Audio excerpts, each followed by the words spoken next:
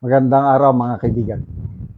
Bigyan natin ng reaction opinion itong pahayag ni Mr. Ted Filon kung saan binabatikos niya ang panukala na ang bilang ng mga senador from 24, plano nila gawing 36 senators.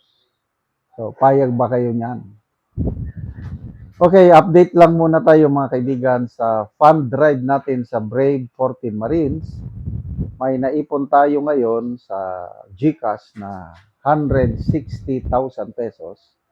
Ipapadala na ngayon sa bank account nila. So, yung unang napadala natin is 470,000 pesos plus itong 160 na maipadala ngayon. Meron na po tayong total na 630,000 pesos na naitulong sa Brave 14 Marines. Kanina may post yung isa sa kanila, si RJ Julian, Rene Boy Julian, naamoy namin makalalabas ang panibagong warrant of arrest laban sa amin ngayong araw, Friday na naman ngayon. Kaya kailangan nila ng pampiyansa. Okay, sa mga gusto pang tumulong, ito po ang ating GCash number, 0966 0966-265-8480. Ang pangalan sa GCash is Evan Henry Sibog. Okay, ito.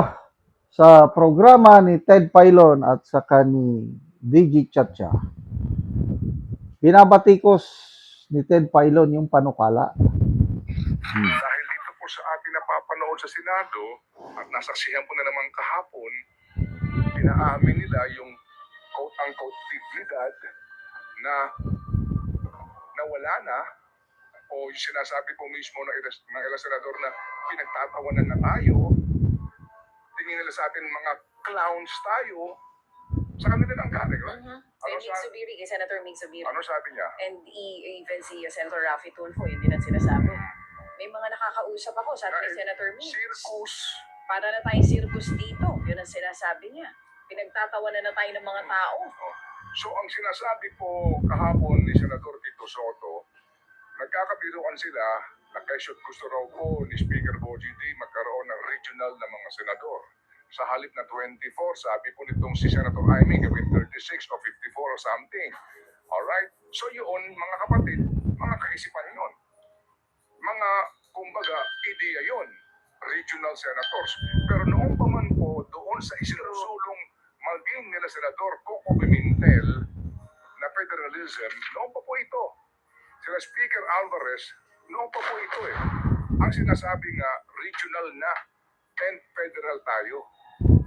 Marami ng ganun pong mga konsepto, mga ideya na pinag-uusapan. Pero ngayon sa ating pong napapanood, babalikan ko lang po ito, sa aking kaisipan lang po ito mga kapatid, sa ating napapanood.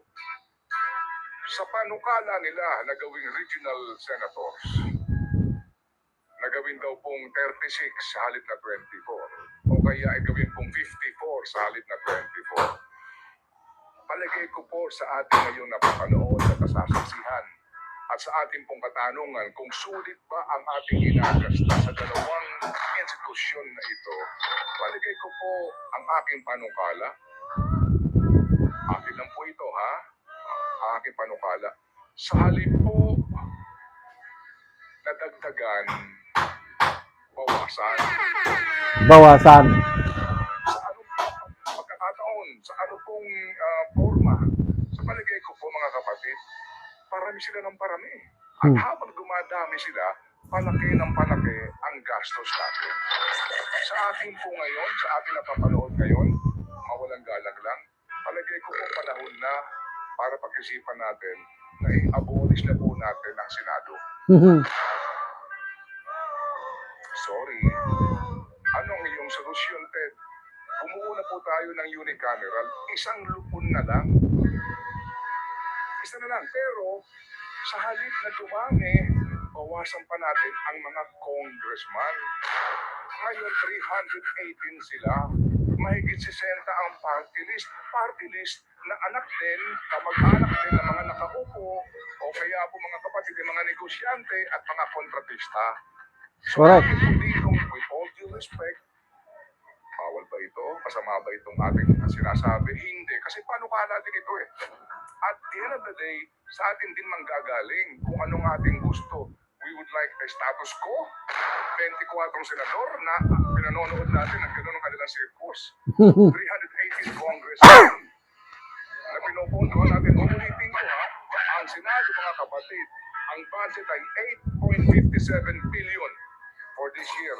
Ang lower house, 27.7 billion. I-total mo yung bibigyan kung magkano sa isang taon to run both houses. So ang sa akin po dito, kung maaari lang, mag-unicameral tayo, bawasan natin ang dami nila. Sa anong pamamaraan? So gawin natin kung ano man, per province ba ito, per region ba ito? Isa na lang. Isang lupon, kakatawan po ang mga miyembro ng Kongreso representing different provinces. Kung per province, ilan lang ang pwede. Huwag na kayo lumampas kung maaari ng 100. Kung pwede nga lang, per province, isa lang eh. Eh baka sabihin nyo, di ang daming trabaho nun. Eh gusto mo maglingkod sa bayan eh. Okay. So, instead na dagdagan, bawasan. Agree ako niyan. Sayang lang ang ating gastos sa kanila. Lalo na dito sa impeachment trial. 25 million per day ang ating gastos. Na, tama, katawa-tawa. Alam naman natin ang magiging butuhan nila. Dahil nahati lang sa dalawa yung mga senator judges. Either anti-Duterte or pro-Duterte. Halos wala ka namang makita dyan na patas talaga na objective o based on evidence. Wala yan. Kaya, agree ako. Bawasan. Pati yung mga kongresista, lalo na, yung party list. Ama, ina, anak, sila-sila lang din yan eh. Kalukuhan yung party list na yan. So sinisilduhan natin, hindi naman talaga mga tunay na mga disadvantage o mga sectoral groups yan, kundi wala lang. So, kaya lang, dahil sila rin ang gagawa ng batas para mabawasan ang bilang nila, hindi sila papayag yan. Kasi ayaw nilang maapektuhan ang kanilang mga posisyon. Yan ang masakit sa ating bansa. Salamat mga kaibigan sa inyong pagsubaybay sa channel ito. Nakakatulong kayo ng malaki sa tribong Talanding ng Bukidnon dahil ang sweldo natin sa channel na ito is pantulong sa tribo. Namimigay tayo ng libreng yero at pako para makapagpatayo sila ng mas maayos na tirahan. Panoorin nyo ang video na ito. Ni sila ang natagaan o gero. Mag-atop na ni sila karon.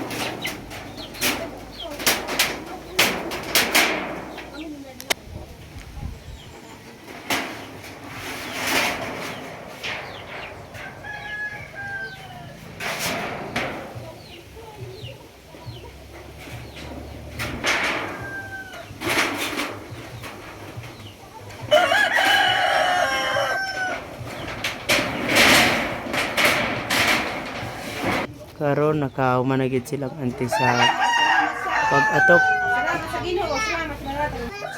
Sa Ginoo nakahatagan mi og sin nga kabalay ni.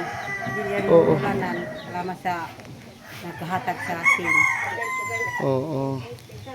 Pila na rin mong edad ante?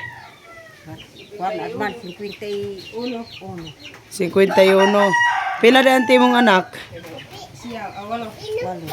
So tanan na nakapamilya or naapay gamay? Pay wa pa makpuminyo ang duha. Ay. So duha lang ang imong anak karon nga gabuyon. Tanan na nakapamilya ang upat. So salamat kayo ante.